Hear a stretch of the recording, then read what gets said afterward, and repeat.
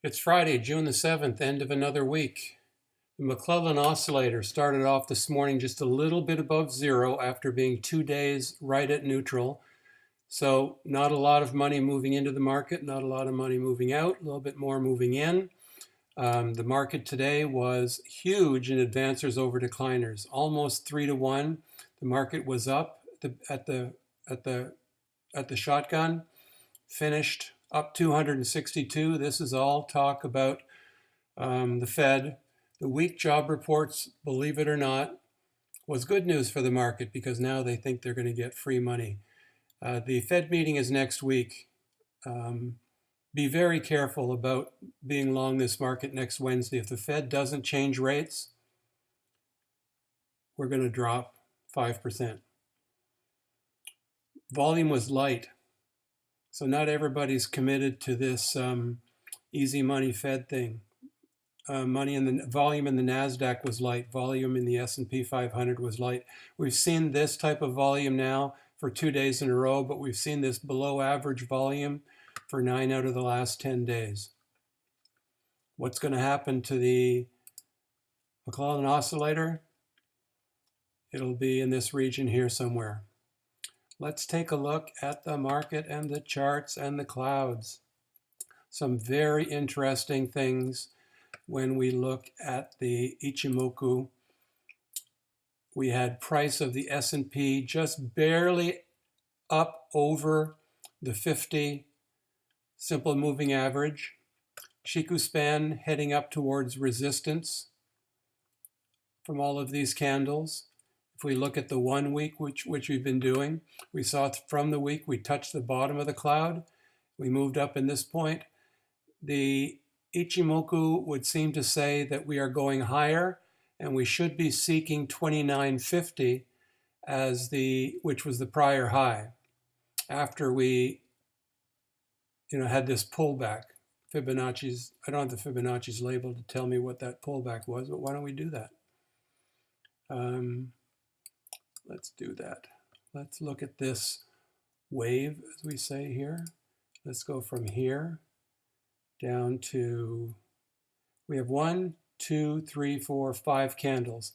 Let's take this one as being the average of those 5 candles for a low. And we can see that our pullback was a nice 50%.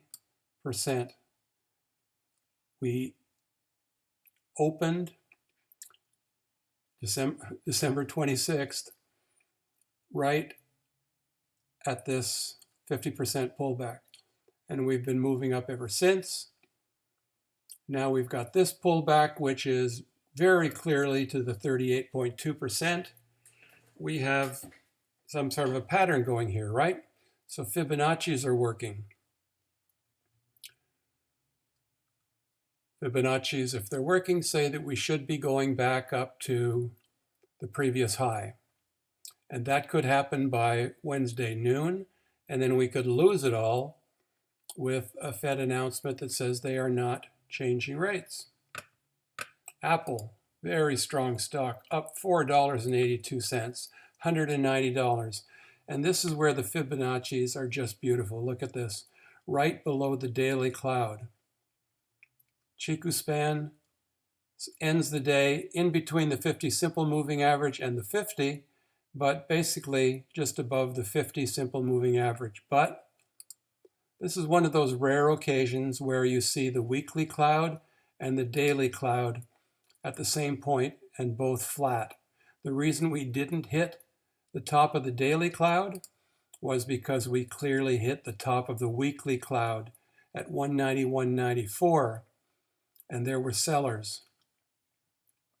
And we kept bumping into that probably even today.